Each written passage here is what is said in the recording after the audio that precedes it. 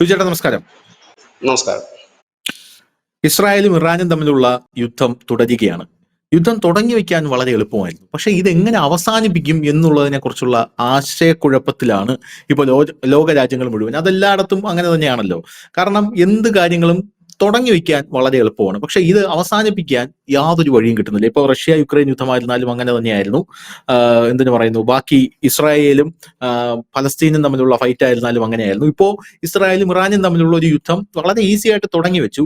Trump ഒക്കെ പറഞ്ഞാണ് കയറി അടിച്ചോ, ട്രംപ് പറഞ്ഞ ആണവ നിലയങ്ങൾ നിങ്ങൾ തകർത്തോ, ഒരു പ്രശ്നവും ഇല്ല, തകർത്ത് തരിപ്പണമാക്കിക്കോ എന്നൊക്കെ പറഞ്ഞു. ഇപ്പൊ ട്രംപിന് മിഡിൽ ഈസ്റ്റിൽ നിന്ന് അങ്ങോട്ടേക്ക് തിരിച്ചു പോകാനുള്ള, ട്രംപ് അങ്ങ് ലോക്ക്ഡ് ആയി പോയ ഒരു സാഹചര്യത്തിലാണ് നിലവിൽ നിൽക്കുന്നത്. ഈ പഴയ പണ്ടൊക്കെ നമ്മളെ വീട്ടിലെ കൊച്ചു പിള്ളേരുണ്ടല്ലോ, മിക്സി ഗ്രൈൻഡർ ഈ എമർജൻസി ലാമ്പൊക്കെ അഴിച്ചിടും, ഈ സ്ക്രൂ ഒക്കെ ഊരിയിടും. എങ്ങനെ തിരിച്ചു വെക്കണം എന്നുള്ളതിനെ കുറിച്ച് ഒരു ധാരണയില്ലായിരിക്കും. ഞാനൊക്കെ ചെയ്തിട്ടുള്ള എല്ലാം കൗതുകത്തിന്റെ പുറത്ത് അകത്ത് എന്താണ് ഇരിക്കുന്നതെന്ന് അറിയാനായിട്ട് ഊരിയിടും. പക്ഷെ ഇത് തിരിക്കുമ്പോൾ സ്ക്രൂ ഒന്നും അങ്ങോട്ട് കറക്റ്റ് ആയിട്ട് കയറത്തില്ല. അപ്പൊ അതുപോലൊരു സാഹചര്യത്തിലാണുള്ളത്. അപ്പൊ കാണാം നമ്മുടെ ഇന്ത്യയിലേക്കാണ് ഇവരുടെ എല്ലാം കണ്ണുകൾ പോകുന്നത്, വിശ്വഗുരുവിലേക്കാണ് കണ്ണുകൾ പോകുന്നത്. കാരണം നമ്മൾ കൃത്യമായിട്ടൊരു മാതൃക സൃഷ്ടിച്ചു വെച്ചിട്ടുണ്ട്, എങ്ങനെ ഒരു സംഘർഷം തുടങ്ങണം, എങ്ങനെ അടിക്കണം, അടിച്ചു കഴിഞ്ഞ് ഇതെങ്ങനെ ഈ അടി അവസാനിപ്പിക്കണം എന്നുള്ളതിന് കൃത്യമായിട്ട് നമുക്ക്, അത് ഉറപ്പായിട്ടും അങ്ങനെയാണല്ലോ. കാരണം നമ്മുടെ രാജ്യത്തിന്റെ തലപ്പത്തിരിക്കുന്ന നരേന്ദ്രമോദി ആയിരുന്നാലും അമിത്ഷാ ആയിരുന്നാലും ആരായിരുന്നാലും സംഘർഷം എങ്ങനെ തുടങ്ങണം, ആ സംഘർഷം എങ്ങനെ അവസാനിപ്പിക്കണം എന്നുള്ളതിനൊക്കെ വളരെ സ്പെഷ്യലിസ്റ്റുകളാണ്. ഇപ്പൊ ട്രംപ് ഇവിടെ വന്നപ്പോ ഡൽഹി കലാപം ഉണ്ടായല്ലോ. ഡൽഹി കലാപം ട്രംപ് വന്നപ്പോ ഉണ്ടായി. ട്രംപ് ഇവിടെ നിന്നപ്പോഴും ഡൽഹി കലാപം, അപ്പോഴൊന്നും നമ്മളൊന്നും ചെയ്തില്ല. ട്രംപ് അങ്ങോട്ട് പോയി കഴിഞ്ഞ് അമിത്ഷാ അങ്ങോട്ടേക്ക് അജിത് ഡോവലിനെ പറഞ്ഞയച്ചു. അജിത് ഡോവലിന്റെ ഷൂസിന്റെ ശബ്ദം കേട്ടപ്പോൾ തന്നെ കലാപം സ്വിച്ച് ഇട്ട പോലെ നിൽക്കുന്നതാണ് നമുക്ക് കാണാനായിട്ട് സാധിച്ചത്. അപ്പം വി ആർ വെൽ എക്സ്പീരിയൻസ്ഡ് ഈ കാര്യത്തിലൊക്കെ. അപ്പോൾ അങ്ങനെ ഓപ്പറേഷൻ സിന്ദൂറിന്റെ സമയത്ത് നമ്മൾ കൃത്യമായിട്ട് അടിച്ചു. അടി കഴിഞ്ഞ് അത് നിർത്തണമെന്ന് പറഞ്ഞു. പാകിസ്ഥാൻ ഇങ്ങോട്ട് അടിച്ചു, അത് കൃത്യമായിട്ട് നമ്മൾ ഡിഫെൻഡ് ചെയ്തു. അത് കഴിഞ്ഞ് അവരുടെ 11 എയർബേസുകൾ നമ്മൾ അടിച്ചു തകർത്തു. ലോക രാജ്യങ്ങൾക്ക് മുമ്പിൽ അവരെ തുറന്നു കാട്ടി. അതിനുശേഷം ഇത് നിർത്തണം എന്നുള്ളൊരു സിറ്റുവേഷനിൽ നമ്മൾ പാകിസ്ഥാനെ കൊണ്ടെത്തിച്ചു.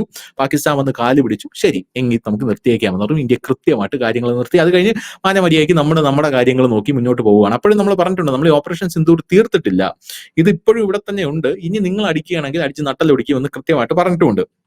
അത് കഴിഞ്ഞ ശേഷം ഇപ്പോ നമ്മുടെ രാജ്യം ഇതിലൊന്നും ഇടപെടാതെ, ഇറാനും ഇസ്രായേലുമായിട്ട് യുദ്ധം നടന്നപ്പോൾ നമ്മൾ ആശങ്ക പ്രകടിപ്പിച്ചു.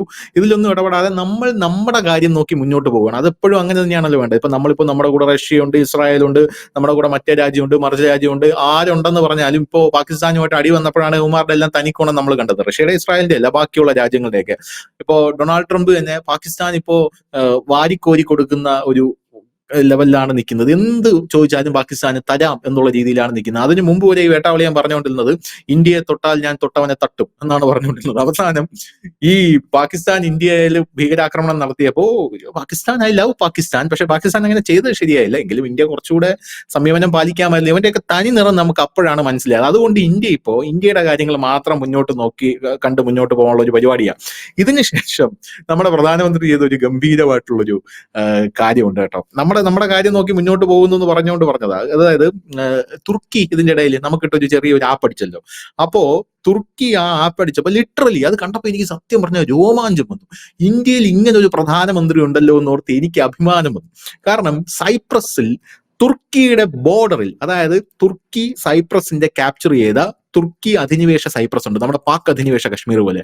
അതിന്റെ ബോർഡറിൽ നരേന്ദ്രമോദി ചെന്ന് നിന്നൊരു മാസ് പ്രകടനം അങ്ങോട്ട് കാഴ്ചവെച്ചു, തുർക്കിക്ക് ഒരു വാണിംഗ് എന്ന പോലെ. എന്നിട്ട് സൈപ്രസുമായിട്ട് ഒരു ഡീൽ ഏർപ്പെടാനുള്ള ഒരു ചർച്ചയും നടത്തി. അതായത് സൈപ്രസിനോട് പറഞ്ഞത്, നിങ്ങൾക്ക് സുഖായ് വിമാനം വേണോ, ഞങ്ങൾ വേണമെങ്കിൽ തരാം, നിങ്ങൾ 30 സുഖോയ് വിമാനം വേണമെങ്കിൽ നിങ്ങൾക്ക് തരാം.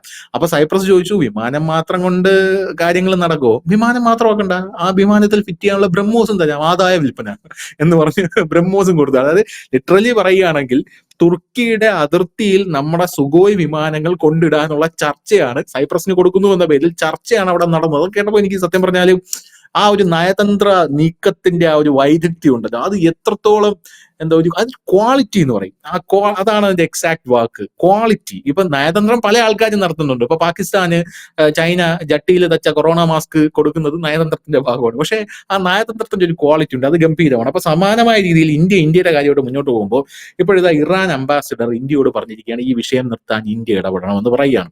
അത് ഇറാൻ അംബാസിഡർ പറഞ്ഞതിന് പിന്നാലെ ഇസ്രായേലിന്റെ ഇപ്പോഴത്തെ പ്രതിപക്ഷ നേതാവ് പറയുകയാണ് ഇന്ത്യ ഇടപെടണം. അപ്പോഴും ഇവര് പറയുന്നത് കേൾക്കുമ്പോൾ ചുമ്മാ വെറുതെ പറയുന്നതായിരിക്കും എന്നാണ് നമ്മൾ വിചാരിച്ചത്. അവതരിപ്പിച്ചത്. പക്ഷെ അങ്ങനെയല്ല. കൃത്യമായിട്ട് ഇന്ത്യയിൽ നിന്ന് ആരിടപെടണം എന്ന് പോലും ഇവർ പറഞ്ഞു. നമ്മുടെ ജയശങ്കർ ഇടപെടണം. നമ്മുടെ ഫോറിൻ മിനിസ്റ്റർ ജയശങ്കർ ഇടപെട്ട് ഈ വിഷയം എങ്ങനെയെങ്കിലും തീർത്തു തരണം. കാരണം ഓപ്പറേഷൻ സിന്ദൂറൊക്കെ നിങ്ങൾ തീർത്തത് അതിഗംഭീരമായിട്ടായിരുന്നു എന്ന് പറഞ്ഞിരിക്കുകയാണ്. ഇന്ത്യ അപ്പോൾ ഇടപെടാനായിട്ട് മുന്നിലേക്ക് എത്തുമോ? ഇന്ത്യ ഈ യുദ്ധത്തിലേക്ക് നിർണായക ശക്തിയായി മാറുമോ? ഇടപെട്ട് ഇത് അവസാനിപ്പിക്കുക. അങ്ങനെ ഇന്ത്യ ഇടപെടാനായിട്ട് അപ്പുറത്തൊരാളുണ്ടല്ലോ, നമ്മുടെ ഷാജി പാപ്പലിന്റെ ധർമ്മജൻ ബോൾഗാട്ടി പറയുന്നത് പോലെ അതിന് ഞാൻ ചാവണം ഇന്ത്യ ഇടപെടണമെങ്കിൽ എന്ന് പറഞ്ഞാൽ ട്രംപ് അപ്പുറത്ത് നിൽപ്പുണ്ട്. കാരണം ക്രെഡിറ്റ് കിട്ടില്ല. നരേന്ദ്രമോദിക്കെങ്ങാനും ക്രെഡിറ്റ് കിട്ടുന്ന ആ ഒരു സിറ്റുവേഷൻ ആണെങ്കിൽ എനിക്ക് ആലോചിക്കാനേ വയ്യ. പിന്നെ തൂങ്ങിച്ചെത്താ മതി എന്നുള്ള രീതിയിലാണ് ട്രംപ് അപ്പുറത്ത് നിൽക്കുന്നത്. അപ്പോ എന്തായിരിക്കും ഇന്ത്യ ഇടപെടണം എന്നുള്ള ഇവരുടെ ആ ഒരു ചിന്തയുടെ പിറകിലുള്ള ചേതോവികാരം? ഏതായാലും ധനുഷ് ഈ ഓപ്പറേഷൻ സിന്ദൂർ പറഞ്ഞുകൊണ്ടൊരു ചെറിയ കാര്യം പറഞ്ഞിട്ട് തുടങ്ങാം. സിന്ധു എന്നുള്ള പേര് എൻ്റെ ഈ സ്കൂൾ ടൈമിലൊക്കെ ഭയങ്കര ഹിറ്റായി. പെൺകുട്ടികൾക്ക് ഏറ്റവും കൂടുതൽ ഇടുന്ന പേരായിരുന്നു സിന്ധു. അതിനുശേഷം പിന്നെ ഈ സിന്ധു എന്നുള്ള പേരുകൾ നമ്മൾ അധികം കേട്ടിട്ടില്ല. കാരണം ഒരുപാട് പുതിയ പുതിയ പേരുകളൊക്കെ വന്നു. ഈ അടുത്ത കാലത്ത് നമ്മൾ ഇന്ത്യ തുടങ്ങുന്ന എല്ലാം സിന്ധു ആണ്. സിന്ദൂർ ആയിരുന്നു നമ്മൾ ഓപ്പറേഷൻ ഉപയോഗിച്ചത്. പിന്നെ പാകിസ്ഥാൻ നമ്മൾ ആദ്യം കൊടുത്ത അടി എന്ന് പറയുന്നത് സിന്ധു നദീജല കരാർ റദ്ദ് ചെയ്തുകൊണ്ടുള്ള സംഭവം. ഇന്നലെ നമ്മൾ ഇറാനിൽ നിന്ന് ആളുകളെ ഇങ്ങോട്ടേക്ക് എത്തിക്കുന്ന നമ്മുടെ ഓപ്പറേഷന്റെ പേര് ഓപ്പറേഷൻ സിന്ധു എന്നാണ്. ഇപ്പൊ 3 സിന്ധു ഇപ്പൊ നമുക്ക് ഓൾറെഡി വന്നു കഴിഞ്ഞു ഇപ്പൊ. അപ്പൊ ഇനി എന്തൊക്കെ സിന്ധു, ഒന്ന് സിന്ധൂർ അവസാനിച്ചിട്ടില്ല, ചെറിയ ബ്രേക്കാണ്. പിന്നെ അതുപോലെ തന്നെ ഇറാനിൽ നിന്ന് ഓപ്പറേഷൻ സിന്ധു ആരംഭിച്ചിരിക്കുന്നു. ഒരുപക്ഷെ എനിക്ക് തോന്നുന്നു ഭാവിയിൽ ഇസ്രായേലിൽ നിന്നും കൊണ്ടിരുന്നതും ഈ ഓപ്പറേഷൻ സിന്ധു തന്നെ ആയിരിക്കും. പിന്നൊന്ന് നമ്മുടെ പെർമനന്റ് ആയിട്ട് കിടക്കുന്ന സിന്ധു നദീജല കരാറാണ്. ഇനി വേറെ ഏതെങ്കിലും സിന്ധു ഉണ്ടാകുമോ എന്നറിയില്ല. ഏതായാലും ആ പേര് വീണ്ടും സജീവമായിക്കൊണ്ടിരിക്കുന്നു എന്നുള്ളതാണ്. ഇനി നമുക്ക് കാര്യത്തിലേക്ക് വരാം. ഇപ്പോഴ് ഈ ഇറാൻ ഇസ്രായേൽ സംഘർഷം അവസാനിപ്പിക്കാൻ ഇന്നിപ്പോ ലോകത്ത് കഴിയുന്ന രാജ്യങ്ങളിൽ ഒന്ന് ഇന്ത്യയാണ്. അതിന് കഴിഞ്ഞ ദിവസം ഇസ്രായേലിന്റെ മുൻ പ്രധാനമന്ത്രിയും ഇപ്പോഴത്തെ പ്രതിപക്ഷ നേതാവുമായ വ്യക്തി അദ്ദേഹം പറയുകയുണ്ടായി, ഇതിന് പറ്റിയ വ്യക്തി എസ് ജയശങ്കർ തന്നെയാണ്. കാരണം അദ്ദേഹം അതിന് കാരണങ്ങൾ പറയുന്നുണ്ട്. ഒന്ന്, ഇന്ത്യ ഒരു നിഷ്പക്ഷ സത്യസന്ധമായ ഒരു രാജ്യമാണ്. കാരണം അവർക്ക് ആരുടെയും പക്ഷം പിടിക്കുന്ന താല്പര്യമില്ലാത്ത ഒരു രാജ്യമാണ്. രണ്ടാമത്തെ കാര്യം, ഏത് വിഷയങ്ങളിലും സത്യസന്ധമായി ഇടപെടുന്ന രാജ്യമാണ്. ഇത് തന്നെയാണ് ലോകത്തിന്റെ മുഴുവൻ ഇന്ത്യയോടുള്ള ഒരു ഇമേജ്. കാരണം ചതിയില്ല, വഞ്ചനയില്ല. അതുകൊണ്ടായിരിക്കുമല്ലോ ഇസ്രയേലും റഷ്യയും അടക്കം അവരുടെ ടെക്നോളജി തന്നിട്ട് നിങ്ങൾ തന്നെ ആയുധം ഉണ്ടാക്കൂ, എന്നിട്ട് അത് വിറ്റ് കിട്ടുന്നത് ഞങ്ങൾക്ക് കുടിച്ചിരുത്താ എന്ന് പറയുന്ന രീതിയിലേക്ക് മാറുന്നത്. ഇസ്രയേലിനെ പോലൊരു രാജ്യം നമുക്കറിയാം, ലോകത്ത് അവർ അമേരിക്കയെ പോലും അധികം നമ്പാറില്ല. അവരാണ് അവരുടെ മുഴുവൻ ടെക്നോളജിയും കൊടുത്തുകൊണ്ട് ഇന്ത്യയിൽ നിന്ന് ആയുധങ്ങൾ ഉത്പാദിപ്പിക്കുന്നത്. അതുപോലെ തന്നെയാണ് വ്ളാഡിമിർ പുടിനും.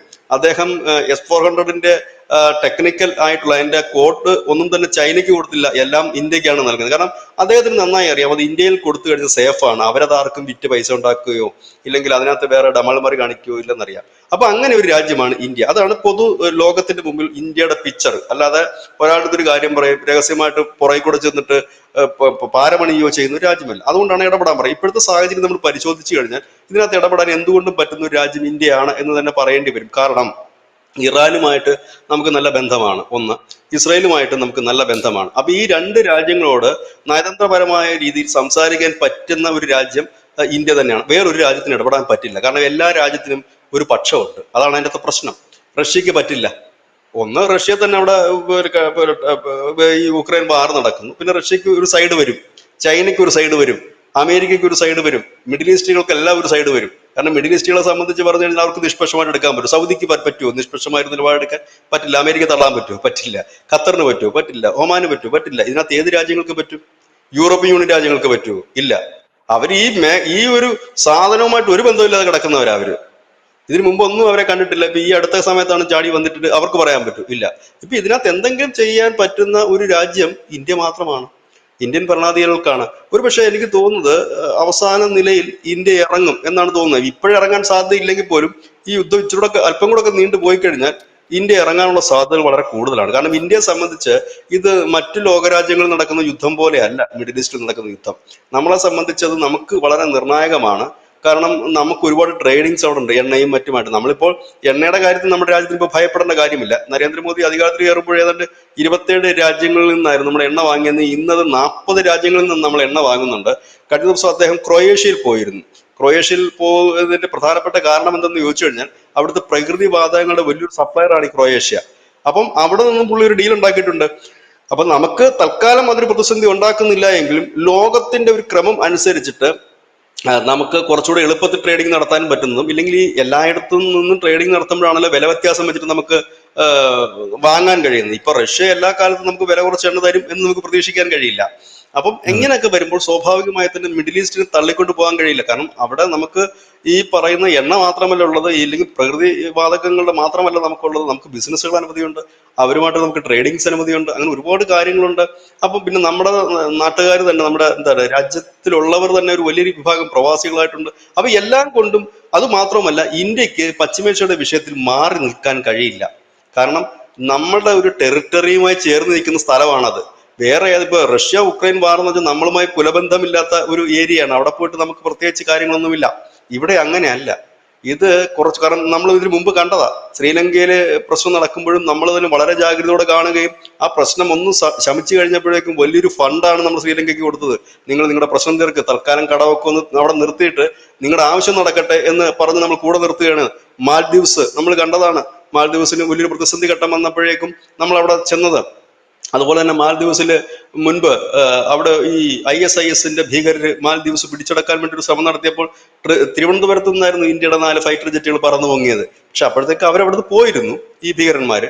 അങ്ങനെ ചെയ്തത് എന്തുകൊണ്ടാണ് നമ്മൾ ചെയ്യുന്നത് വെച്ചാൽ നമുക്ക് വളരെ പ്രധാനപ്പെട്ടതാണ്. അതുപോലെ തന്നെ നമുക്ക് വളരെ പ്രധാനപ്പെട്ട ഒരു കാര്യമാണ് മിഡിൽ ഈസ്റ്റ്. നമുക്ക് മാത്രമല്ല, ലോകത്തിന് മുഴുവൻ അതൊരു പ്രധാനപ്പെട്ട ഒരു ഇടമാണ്. അപ്പൊ അതുകൊണ്ട് എനിക്ക് തോന്നുന്നത് ഒരുപക്ഷെ ഇത് ഇന്ത്യ ഇടപെടാനുള്ള സാധ്യതകൾ വളരെ കൂടുതലാണ്. ഇതിനകത്ത് ഇപ്പൊ ഇന്ത്യക്കേ ഉള്ളൂ ഇടപെടാൻ ഒരു സാധ്യതയുള്ള ഒരു രാജ്യം. കാരണം നമ്മൾ ആരുടെയും പക്ഷത്തല്ല, നമ്മള് എന്താണ് പറയുന്നത്, ചതിക്കത്തില്ല.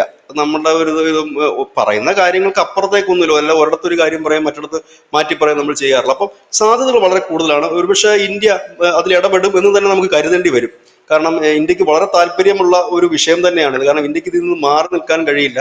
മറ്റ് യുദ്ധങ്ങളൊക്കെ പലയിടത്തും നടക്കുമ്പോഴും ഒരുപക്ഷെ ഇപ്പോൾ നിൽക്കുന്ന ഈ ഗസയിലെ സംഘർഷമാണെങ്കിൽ പോലും ഇന്ത്യക്ക് പ്രത്യേകിച്ച് ഒന്നും പറയേണ്ട ആവശ്യങ്ങളൊന്നും ഇല്ല അതിൽ നിന്ന്. കാരണം പാലസ്തീനിന്നോ ഇല്ലെങ്കിൽ മറ്റെവിടെ നിന്നെങ്കിലോ ഒന്നും നമുക്ക് ഇറക്കുമതി കയറ്റുമതി ഒന്നും വലിയ രീതിയിൽ നടക്കുന്ന ഒരു രാജ്യമല്ല. ഇപ്പം ലെബനനിലൊന്നും നമുക്ക് അങ്ങനെ വലുതായിട്ട് ഇൻവോൾവ് ചെയ്യേണ്ട കാര്യമില്ല, ഇല്ലെങ്കിൽ ആഫ്രിക്കയിൽ നടക്കുന്ന കാര്യങ്ങൾ.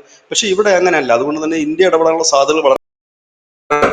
ഇറാന്റെ അംബാസിഡർ കഴിഞ്ഞ ദിവസം അദ്ദേഹം പറഞ്ഞത് ഇന്ത്യക്ക് ഇടപെടണം, ശക്തമായി തന്നെ ഇടപെടണം. കാരണം സിവിലിയൻസിന് വലിയ കാഷ്വാലിറ്റീസ് ആണ് ഇറാനിൽ വരുന്നത്. ഇന്ത്യ ഇടപെട്ടേ മതിയാകും. കാരണം ഇന്ത്യക്കാണ് ഇത് ഇടപെടാൻ കഴിയുക എന്ന് ഇറാൻ പറയുന്നു. ഇറാൻ ഇപ്പൊ ആദ്യമായിട്ടല്ല പറയുന്നത്, 2-3 വട്ടമായി ഇപ്പൊ ഇറാൻ ഇത് തന്നെ ആവർത്തിച്ചുകൊണ്ടിരിക്കുന്നു. അത് മാത്രമല്ല, കഴിഞ്ഞ ദിവസം ഇറാൻ അവരുടെ ഒരു വ്യോമത്താവളം ഇന്ത്യൻ വിദ്യാർത്ഥികൾക്കായിട്ട് തുറന്നു കൊടുത്തിട്ടുണ്ട്. അതിൽ കൂടി ഇപ്പൊ നമ്മൾ ചെയ്യുന്നത് നേപ്പാളിന്റെ ശ്രീലങ്കയുടെയും കൂടെ ആളുകളെ കൊണ്ടിരിക്കുകയാണ്. അതായത് നമ്മളുടെ ഇന്ത്യക്കാരെ കൂടാതെ നേപ്പാൾ, ശ്രീലങ്ക ഇവരെ ഈ പൗരന്മാരെ കൂടെ നമ്മൾ ഒഴിപ്പിക്കാൻ തീരുമാനിച്ചിട്ടുണ്ട്. അപ്പം അത് നമുക്ക് അവർ ചെയ്തു തരുന്നു. അപ്പം നമുക്കിത് ഇടപെടാൻ പറ്റും. പക്ഷെ ഈ ഒരു സാഹചര്യത്തിലല്ല ഇടപെടുന്നത്.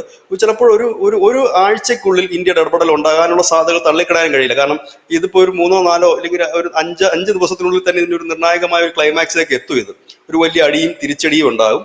അവിടെ കൂടെ കൊണ്ടുവന്ന് പിന്നെ എല്ലാവർക്കും ഇടപെടാതിരിക്കാൻ കഴിയാത്തൊരു സാഹചര്യം വരും. ഇടപെടാതെ ഇരിക്കാൻ കഴിയുക എന്ന് പറഞ്ഞു കഴിഞ്ഞാൽ ഇടപെടാൻ ആൾക്കാർ അപ്പുറത്ത് നിൽപ്പുണ്ട്. റഷ്യ നിൽപ്പുണ്ട്, ചൈന നിൽപ്പുണ്ട്, അമേരിക്ക നിൽപ്പുണ്ട്. ഇതിനകത്ത് തുടക്കത്തിൽ ഒരാൾ പോയി ഇടപെടണ്ടേ ഈ വിഷയത്തില്? അല്ലാതെ ട്രംപ് പറഞ്ഞ ഇറാൻ ഇവിടെ വരൂ, എന്റെ കാല് പിടിക്കും എന്ന് പറഞ്ഞ് ഇറാൻ ചെല്ലുവോ? ഇല്ല. റഷ്യ പറയുകയാണ് നിങ്ങൾ ഇങ്ങോട്ട് വരൂ, ഇവിടെ കാല് പിടിക്കുന്ന പറഞ്ഞാൽ നടക്കുവോ? ഇല്ല. ഇതിനകത്ത് ആരെയും നമ്പിക്കൊണ്ടാണ് ഇവർ ചർച്ചയ്ക്ക് പോകുന്നത്? രണ്ടു കൂട്ടർക്കും അങ്ങോട്ടും ഇങ്ങോട്ടും ഈ ഇടനിലക്കാരായിട്ട് നിൽക്കുന്നവരെ വിശ്വാസം വരാൻ സാധ്യതകൾ തീരെ കുറവാണ്. കാരണം ഈ ഇടനിലയ്ക്ക് പോകുന്നവന് ഒരു താല്പര്യമുണ്ട്. ഇപ്പൊ നമ്മളൊരാളെ മീഡിയേറ്റർ ആയിട്ട് വെക്കുമ്പോൾ ആ മീഡിയേറ്റർ നിഷ്പക്ഷനായിരുന്നെങ്കിൽ മാത്രമേ കാര്യങ്ങൾ ക്ലിയർ ആകൂ. അല്ല മീഡിയേറ്റർ ഒരു താല്പര്യം മനസ്സിൽ വെച്ചുകൊണ്ട് പോയാൽ നടക്കില്ല. അപ്പൊ ഇവർക്ക് മുമ്പിൽ നിർത്താൻ പറ്റുന്ന, അല്ലെങ്കിൽ ചർച്ചയ്ക്ക് മുൻപോട്ട് വെക്കാൻ പറ്റുന്നത് നമ്മുടെ ഈ ഇന്ത്യ തന്നെയാണ്. അതിന്റെ ആളുടെ പേര് വരെയാണ് മറ്റേ ഇസ്രായേലിന്റെ പിന്നെ പ്രധാനമന്ത്രി പറഞ്ഞത്. പ്രതിപക്ഷ നേതാവ് ഈ യുദ്ധത്തിനെതിരും കൂടാണ് കേട്ടോ. അദ്ദേഹം പറയുന്നുണ്ട് ഇറാനുമായിട്ട് നടക്കുന്ന അറ്റാക്കിന് എതിരും കൂടാണ് അദ്ദേഹം. അപ്പം ആ വ്യക്തി പേര് സഹിതം പറയുന്നുണ്ട്. പക്ഷെ നേരത്തെ ധനുഷ് പറഞ്ഞ കണക്ക് ഇത് വീണ്ടും മറ്റേ പുള്ളി അവിടെ ഇരിപ്പുണ്ട്, നോബൽ സമ്മാനത്തിന്റെ അരികിലിരിക്കുന്ന ഒരാളുണ്ട്, അത് നോക്കിക്കൊണ്ട് ട്രംപ്. അദ്ദേഹം ഇത് സമ്മതിക്കോ ഇല്ലയോ എന്നുള്ളത് അറിയില്ല. കാരണം ഇത് വീണ്ടും ഒന്നുകൂടെ ചളവാക്കി കുളവാക്കിക്കൊണ്ട് ആ വഴി അടയ്ക്കുമോ എന്നുള്ളത് നമുക്ക് അറിയാൻ കഴിയില്ല. കാരണം ഇത് പുള്ളിക്കൊട്ടും സഹിക്കത്തില്ല. കാരണം പിന്നെ ഈ ഇന്നൊരു സൂപ്പർ അടി പുള്ളി അടിച്ചിട്ടുണ്ട്. പാകിസ്ഥാൻ അദ്ദേഹത്തെ നോമിനേറ്റ് ചെയ്തായിരുന്നല്ലോ നോബൽ പ്രൈസിനായിട്ട്. അപ്പൊ ഇന്ന് ട്രംപ് പറഞ്ഞിട്ടുണ്ട് ഈ ഇന്ത്യ പാകിസ്ഥാൻ വാറ് നിർത്തിയതൊന്നും നോബൽ പ്രൈസിന് പരിഗണിക്കില്ല എന്ന്. അത് ചെറിയ കാര്യമാണ്. അതെ അപ്പോഴും പുള്ളി പറയുന്നതാണ് ഞാനാണിത് അവസാനിപ്പിച്ചത്, അതുകൊണ്ട് അതൊക്കെ ചീള് കേസ്, അതൊന്നും ഇതിനകത്ത് വേണ്ട എന്നാ പറയുന്നത്. അപ്പം ഇങ്ങനെയാണ് നിൽക്കുന്നത്. അപ്പം അതുകൊണ്ട് അത് സമ്മതിക്കുമോ ഇല്ലയോ എന്നറിയില്ല. ഇല്ല മറ്റു ലോകരാജ്യങ്ങൾ അത് ആഗ്രഹിക്കുന്നുണ്ട്. അമേരിക്ക ഒഴിച്ചിട്ട് ബാക്കിയുള്ള ലോകരാജ്യങ്ങൾ അത് ആഗ്രഹിക്കുന്നുണ്ട്. ഇന്ത്യ ഇടപെട്ട് അതൊന്ന് തീർത്തു കഴിഞ്ഞാൽ നന്നായിരുന്നു എന്നുള്ളത് ആഗ്രഹിക്കുന്നു. പക്ഷേ ഇന്ത്യ ഇടപെടാനുള്ള സാധ്യതകൾ വളരെ കൂടുതൽ. കാരണം നമ്മളെ സംബന്ധിച്ച് വലിയ നഷ്ടമുണ്ട് ഈ യുദ്ധത്തിൽ. കാരണം ഇറാനിൽ തന്നെ നമ്മുടെ ഇന്നലെ ഏതോ ഒരു മാധ്യമത്തിൽ കിടക്കുന്നുണ്ട് 4500 കോടി രൂപ ഇപ്പൊ തന്നെ എന്താണ് അവസ്ഥ എന്ന് അറിയാൻ മേലാതെ പെട്ട് കിടക്കുകയാണ്. കാരണം നമുക്ക് അവിടെ ദ്രുതഗതിയിലാണ് നമ്മുടെ ഓരോ കാര്യങ്ങളും നീക്കിക്കൊണ്ടിരുന്നത്, അതെല്ലാം ബ്ലോക്ക് ആയിട്ടുണ്ട്. അപ്പോൾ ഇടപെടാനുള്ള സാധ്യതകൾ കൂടുതലുണ്ട്. ഇപ്പൊ എനിക്ക് തോന്നുന്നു ഇസ്രയേലും ആഗ്രഹിക്കുന്നത് അങ്ങനെയൊക്കെ തന്നെയാണ്, ഒരു പെട്ടെന്ന് തന്നെ അത് അവസാനിപ്പിച്ചുകൊണ്ട് പോവുക. കാരണം അവർക്ക് പിന്നെയും പണി കിടക്കുകയാണ് ഇസ്രായേലിന്. ഇത് അവസാനിപ്പിച്ചിട്ട് വേണം, അവിടെ അവന്മാർ തലപൊക്കി തുടങ്ങിയിട്ടുണ്ട് ഹിസ്ബുള്ളയൊക്കെ. ഇന്നലെ അവന്മാർക്ക് വാണിംഗ് കൊടുത്തിടെ ഇത് തീർത്തിട്ട് വരാൻ നിങ്ങൾ അതുവരെ ബഹളം വെക്കരുതെന്നാണ് ഇപ്പൊ ഹിസ്ബുള്ള അടുത്ത് പറഞ്ഞിരിക്കുന്നത്. ഇനി ഇത് തീർത്തിട്ട് വേണം എനിക്ക് അവന്മാർക്ക് അവിടെ പോകാനായിട്ട്. കാരണം അവിടെ കിടന്ന് കളിച്ചോളും സാധനം. അപ്പം ഇതെങ്ങനെ ചിലപ്പോൾ ഒരു വിഷയം ഉണ്ടാകും. അതുകൊണ്ട് തന്നെ ഇന്ത്യ ഇടപെടാനുള്ള സാധ്യതകളാണ് ഇതിനകത്ത് കാണുന്നത്. കാരണം ഇന്ത്യക്ക് അല്ലാതെ വേറൊരു രാജ്യത്തിന് ഇടപെടാൻ കഴിയുമോ എന്ന് എനിക്കറിയില്ല. പ്രേക്ഷകർ തന്നെ നമ്മുടെ ഈ വീഡിയോയ്ക്ക് താഴെ ഒന്ന് കമന്റ് ചെയ്യട്ടെ, ഇന്ത്യ അല്ലാതെ മറ്റൊരു രാജ്യത്തിന് പറ്റുമോ നിഷ്പക്ഷമായിട്ട്, ഇല്ലെങ്കിൽ ചതിയില്ലാതെ ഇതിനകത്ത് ഇടപെടാൻ ഒരു രാജ്യമില്ല. അല്ല, രണ്ട് രാജ്യങ്ങളുമായിട്ടും ഇന്ത്യക്ക് കൃത്യമായിട്ടുള്ള ടൈപ്പ് ഉണ്ടല്ലോ. രണ്ടും ഇന്ത്യയുടെ സൗഹൃദ രാജ്യങ്ങളാണ്. അപ്പൊ ഇന്ത്യയെ പറഞ്ഞു കഴിഞ്ഞാൽ രണ്ട് രാജ്യങ്ങളും കേൾക്കുമെന്നുള്ള ലോക രാജ്യങ്ങളുടെ ഒരു കൺസേൺ ആയിരിക്കാം ചിലപ്പോൾ. ഇന്ത്യ തന്നെ ഇതിൽ മധ്യസ്ഥത വഹിക്കണം, അത് ജയശങ്കർ തന്നെ വഹിക്കണം. കാരണം പുള്ളി ഒരു കിടിലൻ ഒരു ഡിപ്ലോമാറ്റ് ആണ് ജയശങ്കർ. അദ്ദേഹം ഈ വെസ്റ്റിലും പോയി മാധ്യമ പ്രവർത്തകർക്ക് അദ്ദേഹം കൊടുക്കുന്ന ബൈറ്റുകളൊക്കെ കേൾക്കണം, അത് അതിഗംഭീരമാണ്. അദ്ദേഹം ഈ റഷ്യ യുക്രൈൻ യുദ്ധം വന്നപ്പോഴൊക്കെ എന്റെ ശ്രദ്ധയിൽ ഓർമ്മയിൽ പെട്ടെന്ന് വരുന്നൊരു ബൈറ്റ്, റഷ്യയിൽ നിന്ന് ഇന്ത്യ എണ്ണ വാങ്ങിച്ചിരുന്നല്ലോ. റഷ്യയിൽ നിന്ന് ഇന്ത്യ എണ്ണ വാങ്ങിച്ചപ്പോൾ അദ്ദേഹത്തോട് ഈ വെസ്റ്റിലെ മാധ്യമങ്ങൾ ചോദിച്ചു, എന്തുകൊണ്ടാണ് റഷ്യയിൽ നിന്ന് ഇന്ത്യ എണ്ണ വാങ്ങിക്കുന്നത്, റഷ്യ യുക്രൈനെ അടിക്കുന്നത് നിങ്ങൾ കണ്ടില്ലേ എന്ന് ചോദിച്ചപ്പോൾ, അമേരിക്ക ഉപരോധം ഏർപ്പെടുത്തില്ല എന്ന് ചോദിച്ചപ്പോൾ ജയശങ്കർ പറഞ്ഞത്, ഞങ്ങൾ 1 മാസം വാങ്ങിക്കുന്ന എണ്ണയാണ് 1/2 ദിവസം യൂറോപ്പ് റഷ്യയിൽ നിന്ന് പർച്ചേസ് ചെയ്തുകൊണ്ട് പോകുന്നത്. നിങ്ങൾ ആദ്യം അങ്ങോട്ടേക്ക് ചെല്ല്, എന്നിട്ട് ഞങ്ങളെ കാര്യം നിങ്ങൾക്ക് പരിഗണനയ്ക്ക് എടുക്കാം എന്നാണ് ജയശങ്കർ ആ സമയം പറഞ്ഞത്. അത് ഇതുപോലുള്ള ഒരുപാട് മറുപടികൾ ജയശങ്കർ കൊടുത്തിട്ടുണ്ട് കേട്ടോ. അപ്പോൾ ഈ ഇടയ്ക്ക് ഒരു ട്രോൾ ഇറങ്ങിയത്, അത് ഇവിടെയുള്ള കോൺഗ്രസ്സുകാർക്ക് പോലും മനസ്സിലായില്ല. കോൺഗ്രസ്സുകാർ യഥാർത്ഥത്തിൽ ഈ നരേന്ദ്രമോദിയും ഈ പുടിനും കൂടെ നരേന്ദ്രമോദിയും കൂടെ സംസാരിക്കുന്ന കാര്യങ്ങളെല്ലാം എടുത്തിട്ട് ഇവർക്ക് മനസ്സിലാവാത്ത ഇംഗ്ലീഷ് ആയതുകൊണ്ട് അത് മോദിക്കെതിരായിട്ട് ട്രോളായിട്ട് ഇറക്കുക. ഈ ഒരു വെസ്റ്റേൺ ഒരു മാധ്യമപ്രവർത്തകൻ ജയശങ്കറോട് ചോദിച്ചു, ഈ ഓപ്പറേഷൻ സിന്ദൂറിൽ യുണൈറ്റഡ് സ്റ്റേറ്റ്സിൽ എവിടെയാണ്, അമേരിക്കയുടെ സ്ഥാനം എവിടെയാണെന്ന് ചോദിച്ചു. അപ്പോൾ ഉടനെ ജയശങ്കർ പറഞ്ഞു, അമേരിക്കയുടെ സ്ഥാനം യുണൈറ്റഡ് സ്റ്റേറ്റ്സിലാണെന്ന് പറഞ്ഞു. അതൊരു ട്രോൾ ആയിരുന്നു ആക്ച്വലി. അമേരിക്ക യുണൈറ്റഡ് സ്റ്റേറ്റ്സിൽ ഇരുന്നാൽ മതി, ഓപ്പറേഷൻ സിന്ദൂർ ഇവിടെ നടന്നോട്ടെ എന്ന്. അപ്പോൾ ഉടനെ ഈ ജയശങ്കറിന് ഇംഗ്ലീഷ് അറിഞ്ഞൂടാന്ന് പറഞ്ഞ് ഇവിടെയുള്ള ആൾക്കാർ കോൺഗ്രസ്സുകാർ എതിർത്ത് ട്രോളാക്കി. ഇത് പോട്ടെ, ഈ കോൺഗ്രസിന്റെ ഒഫീഷ്യൽ ഹാൻഡിൽ വന്ന ഒരു ഗംഭീര ട്രോള്, അത് നരേന്ദ്രമോദി ജോ ബൈഡന്റെ കാലത്ത് ജോ ബൈഡൻ നരേന്ദ്രമോദിയുടെ തോളിൽ തട്ടിയിട്ട് ജോ ബൈഡൻ പറയും, he's coming from a small country like us എന്ന് പറയും. അതായത് ഞങ്ങൾ അമേരിക്കയെ പോലെ ഒരു ചെറിയ രാജ്യത്തു നിന്നാണ് ഈ മനുഷ്യൻ വരുന്നതെന്ന് പറയും. അത് ഈ പൃഥ്വിരാജ് എമ്പുരാൻ സിനിമ ഇതൊരു ചെറിയ സിനിമയാണെന്ന് പറയുന്നത് പോലെ അതൊരു ട്രോളാണല്ലോ. അപ്പോ കോൺഗ്രസ് പറയുന്നത് കണ്ടോ, ഇന്ത്യ ഒരു ചെറിയ രാജ്യമെന്ന് വിളിച്ച് അധിക്ഷേപിച്ചിട്ട് നരേന്ദ്രമോദി ചിരിച്ചുകൊണ്ട് നിൽക്കുകയാണ് എന്നൊക്കെ പറഞ്ഞു. അപ്പോൾ ജയശങ്കർ ആണ് ഇതിൽ ആപ്റ്റ് ആയിട്ടുള്ള ഒരാൾ എന്നുള്ളതിൽ യാതൊരു തർക്കവുമില്ല. പുള്ളി ഞാൻ ആദ്യം പറഞ്ഞ പോലെ ഒരു ഗംഭീരമായിട്ടുള്ള ഒരു ഡിപ്ലോമാറ്റ് തന്നെയാണ്. അപ്പോൾ പുള്ളിക്ക് അത് സാധിക്കുമെന്ന് തന്നെയാണ് ലോകരാജ്യങ്ങൾ വിചാരിക്കുന്നത്. അത് സത്യവുമാണ്, അത് വളരെ ക്ലിയർ ആണ്. പുള്ളിയുടെ ഈ ഇതൊക്കെ എന്താ ഓരോ വാദഗതി ഫ്രെയിം ചെയ്യുന്നത് നമുക്ക് കണ്ടാൽ കൃത്യമായിട്ട് മനസ്സിലാവും. കോൺഗ്രസിനകത്ത് ആകെ ഇംഗ്ലീഷ് അറിയാവുന്ന ഒരാളെ ഉള്ളായിരുന്നു. പുള്ളി ഇപ്പം ഇന്ത്യയുടെ നയതന്ത്രമായിട്ട് ലോകം ചുറ്റിക്കൊണ്ടിരിക്കുകയാണ്. ശശി തരൂരായിരുന്നു. അപ്പം അതാണ് അവരുടെ പ്രശ്നം. അതാണ് ഇതിനകത്ത് ഒരു മറ്റൊരു കാര്യം എന്ന് പറഞ്ഞു കഴിഞ്ഞാല്, ഈ ഇന്ത്യക്ക് ഇതിൽ ഇടപെടാതിരിക്കാനും കഴിയില്ല. കാരണം ഉക്രൈൻ റഷ്യ വാറിൽ ഇന്ത്യക്ക് വലിയ റോളില്ല. കാരണം ഉക്രൈനുമായിട്ട് നമ്മൾ അങ്ങനെ ആത്മബന്ധമുള്ള രാജ്യമൊന്നുമല്ല. എന്നാൽ റഷ്യയുമായിട്ട് നമ്മുടെ ഏറ്റവും അടുത്ത സുഹൃത്താണ്. റഷ്യയുമായിട്ട് നമുക്ക് ഏറ്റവും അടുത്ത ആത്മബന്ധമുണ്ട്. അത് നമ്മൾ വളരെ പച്ചയ്ക്ക്, അതായത് പരസ്യമായിട്ട് തന്നെ അത് തെളിയിക്കുകയും ചെയ്തു. അമേരിക്ക അടക്കമുള്ള രാജ്യങ്ങൾ റഷ്യക്കെതിരെ ഉപരോധം പ്രഖ്യാപിച്ചതിന്റെ പിറ്റേ ദിവസം ഇവിടുന്ന് കപ്പൽ എടുത്തു പോയി അമ്മ എണ്ണയും മേടിച്ച് അവർക്ക് പൈസയും കൊടുത്തിട്ട്, അതിപ്പോ പറയുന്നത് നമ്മൾ അവർക്ക് സെമി കണ്ടക്ടർ ചിപ്പ് യുദ്ധത്തിന് ആവശ്യമായി കൊടുക്കുന്ന ഇന്ത്യയാണെന്ന് പറയുന്നു അമേരിക്ക, അറിയില്ല എന്തായാലും. അപ്പൊ ആ രീതിയിൽ നമ്മൾ പരസ്യമായിട്ടാണ് പറഞ്ഞത്. അപ്പൊ സുഹൃത്തിനെ എങ്ങനെ കാണണമെന്ന് ഇന്ത്യ ആരും പഠിപ്പിച്ചു കൊടുക്കേണ്ട കാര്യമില്ല. അല്ലാതെ രഹസ്യമായിട്ട് രാത്രിക്ക് രാമായണം റൂട്ടും മാപ്പും അടച്ചിട്ട് കൊണ്ടുവന്ന് ആയുധം കൊടുക്കുകയല്ലല്ലോ നമ്മൾ ചെയ്യുന്നത്. നമ്മൾ ഡയറക്റ്റ് പോകും നമ്മുടെ സുഹൃത്തിനെ സഹായിക്കാനായിട്ട്. പക്ഷെ ഇവിടെ എന്താ പ്രശ്നം എന്ന് വെച്ചാൽ രണ്ടും നമ്മുടെ സുഹൃത്തുക്കളാണ്. അവിടെയാണ് അതിന്റെ പ്രശ്നം. മറ്റേന്ന് പറഞ്ഞാൽ ഉക്രൈനെ കയറി റഷ്യ അടിക്കുകയോ മാന്തുകയോ എന്തുവേണം ചെയ്യുക, അത് അവരുടെ കാര്യമാണ്. അതാണ് അവിടുത്തെ വിഷയം. ഇനി ഇങ്ങോട്ടേക്ക് വന്ന് ഗസയിലെ വിഷയം എന്ന് പറഞ്ഞാൽ അതൊരു സംഘടനയുമായിട്ടുള്ള വിഷയമാണ്, അതൊരു രാജ്യവുമായിട്ടുള്ള ഇഷ്യൂ അല്ല. അതിൽ അവിടെയും നമ്മൾ നമ്മുടെ നിലപാട് പറഞ്ഞു. ഈ അതിർത്തി കടന്നുള്ള ഭീകരവാദത്തിന് തിരിച്ചടി കൊടുക്കണം അവന്റെ നാട്ടിൽ കയറി. അതിനകത്ത് ഞങ്ങൾ സപ്പോർട്ട് ചെയ്തു. പക്ഷെ സ്വതന്ത്ര പാലസ്തീനിന്റെ ആ ഒരു നിലപാട് തന്നെയാണ് ഇന്ത്യക്ക് എപ്പോഴും ഉള്ളത്. സ്വതന്ത്ര പാലസ്തീൻ അതിനെ ഞങ്ങൾ അംഗീകരിക്കുന്നു. അതാണ് ഞങ്ങളുടെ നിലപാട്. അതും വളരെ ക്ലിയർ ആയിട്ട് പറഞ്ഞില്ലേ. ലെബനന്റെ കാര്യത്തിൽ എന്തെങ്കിലും ഇന്ത്യ പറഞ്ഞ കേട്ടോ?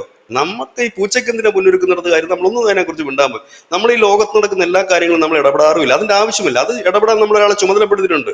അദ്ദേഹത്തിന്റെ പേരാണ് ട്രംപ്. അദ്ദേഹം ഇടപെടുന്നുണ്ട്. എവിടെ നടന്നാലും അദ്ദേഹം ഇടപെടുന്നുണ്ട്, സംസാരിക്കുന്നുണ്ട്, കൊളവാക്കുന്നുണ്ട്, ചളവാക്കുന്നുണ്ട്. ധനുഷ് പറഞ്ഞത് കണക്ക് ഒരു യുദ്ധം തീർക്കാൻ പോയവൻ ഇപ്പൊ 3 യുദ്ധം ത്തിന്റെ നടുക്ക് നിൽക്കുന്ന പെട്ടുകിടക്കുകയാണ്. ഒടുവിൽ അദ്ദേഹം തന്നെ ആയുധമെടുക്കേണ്ട അവസ്ഥയിലേക്ക് ഇപ്പം നിൽക്കുകയാണ്. ഇനിയിപ്പോ നോബൽ സമ്മാനമൊക്കെ എന്താകുമോ എന്നറിയില്ല. ഏതായാലും ഈ ലെവലിൽ പോയാൽ കിട്ടുമെന്ന് തോന്നുന്നില്ല. കാരണം ട്രംപിന്റെ ജീവിതത്തിൽ ആദ്യമായിട്ട് ഒരു യുദ്ധത്തെ ഫേസ് ചെയ്യാൻ പോവാ. ട്രംപ് ഇതിനു മുമ്പ് യുദ്ധത്തെ ഫേസ് ചെയ്തിട്ടില്ല. ട്രംപ് സർക്കാരിന്റെ കാലത്ത് അവർ യുദ്ധം ചെയ്തിട്ടില്ല. പിന്നെ തട്ടിമുട്ടിയൊക്കെ അഡ്ജസ്റ്റ് ചെയ്യാൻ നല്ല പോളിസി ആയിരുന്നു കേട്ടോ. അദ്ദേഹത്തിന് വളരെ നല്ല പോളിസി ആയിരുന്നു അന്ന് അദ്ദേഹം പറഞ്ഞത്. കാരണം വെറുതെ എന്തിനാണ് നമ്മുടെ സാമ്പത്തികം കൊണ്ട് കളയുന്നത്? നമ്മുടെ പട്ടാളക്കാരുടെ എത്ര അത് എന്തുകൊണ്ട് ഇവർ നിർത്തിപ്പോണ്ടെന്ന് വെച്ചാൽ എത്ര പട്ടാളക്കാരെ കൊന്നൊടുക്കുന്നറിയോ US-ന്റെ? ഇറാഖിലൊക്കെ ഒരുപാട് പേര് കൊന്നൊടുക്കിയിട്ടുണ്ടായിരുന്നു. അപ്പൊ അത് വേണ്ട, അതിപ്പോ നല്ലൊരു കാര്യമായിരുന്നു. ആ വർഷം ചിലപ്പം നോബൽ പ്രൈസിന് ട്രൈ ചെയ്തിരുന്ന ചിലപ്പോൾ നടന്നേനെ. കാരണം മിടുക്കനായിരുന്നു ആ സമയത്ത്. പക്ഷെ ഇപ്പം അല്പം എവിടെയൊക്കെയോ എന്തൊക്കെയോ ചില പ്രശ്നങ്ങൾ പെട്ടുപോയത് കണക്കാണ് ഇരിക്കുന്നത്.